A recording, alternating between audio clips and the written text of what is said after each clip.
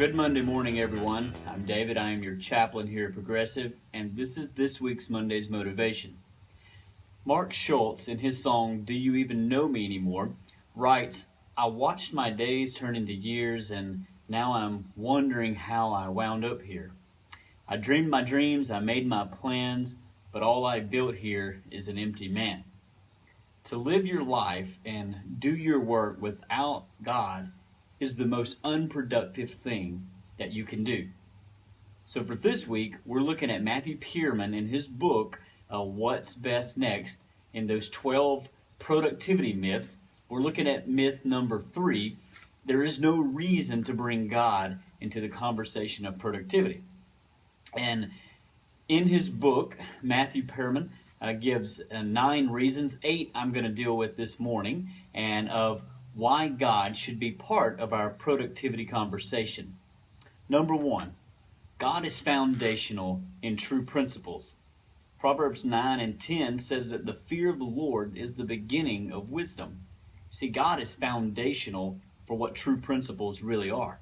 So God is foundational to our productivity. Number 2, God ultimately defines what the right things are to get done. You see, because God is where our principles should come from. We should do what He wants to, the way God wants it to be done. So God ultimately defines what we should be doing. Number 3, God is most important.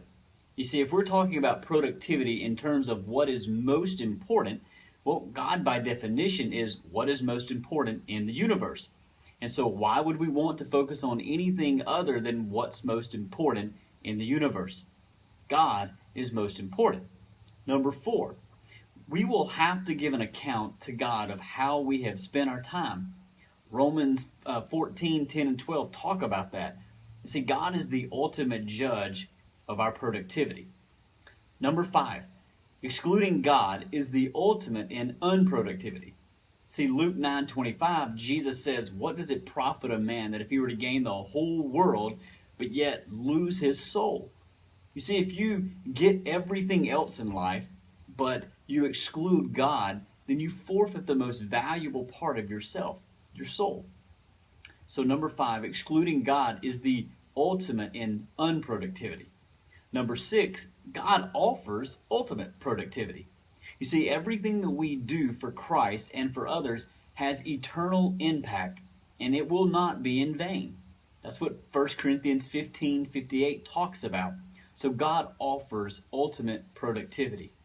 Number 7, God answers our need for fulfillment. All of us want to be productive because we're seeking fulfillment. Well, John 4:14 shows us that Jesus is that fulfillment. So God offers and He answers our need for that fulfillment. And number 8, lastly, is that God plans our lives so much better than we can. You see, if you don't want to look back on your life and regret what you've done, the decisions that you've made and the plans that you have that have failed, then don't just dream your dreams and make your plans. Think about how God wants you to be productive. You see, we will not be truly productive until all of our activity results from our love for God and trusting that He is in charge over everything in our life, all of our plans. Well, I hope you guys have a safe, a productive, and an awesome work week.